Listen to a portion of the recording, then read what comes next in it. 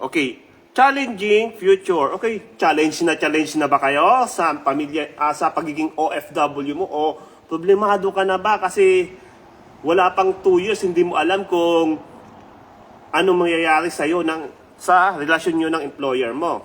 So, number 1, uncertain labor market.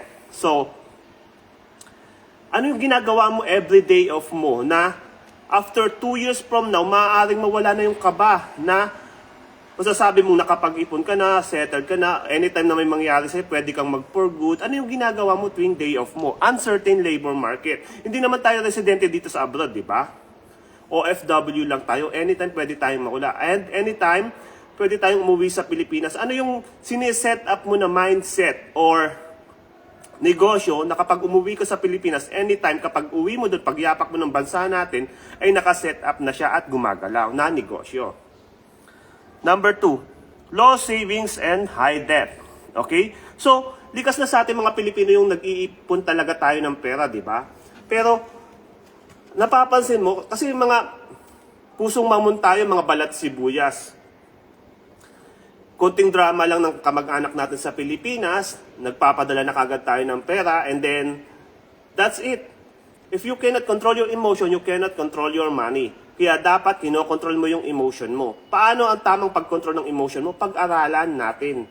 Dapat i-expose mo yung sarili mo sa negosyo, i-expose mo yung tao, yung sarili mo sa pakikipagkapwa-tao, pakikisalamuha. Kasi hindi naman pwede na magtatayo ka ng negosyo sa Pilipinas na ikaw lang mag-isa.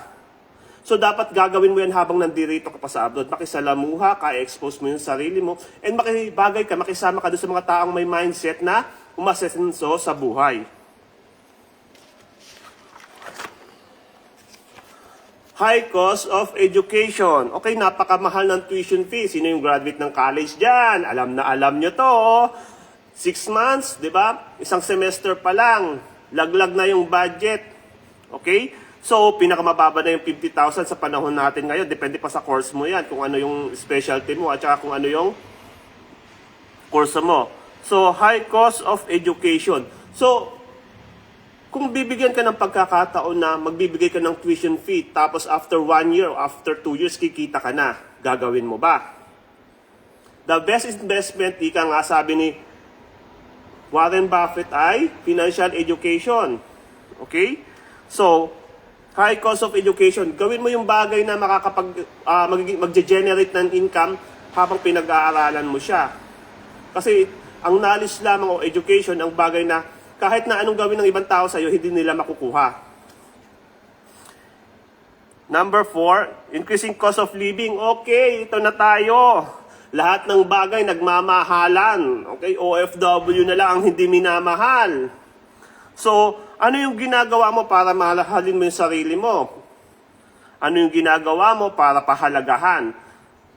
Huwag yung magmamahal ka ng ibang tao tapos hindi mo mamahalin yung sarili mo. Kasi kalimitan dyan tayo tumatagal ng 30 years, 40 years dito sa abroad na walang naiipon.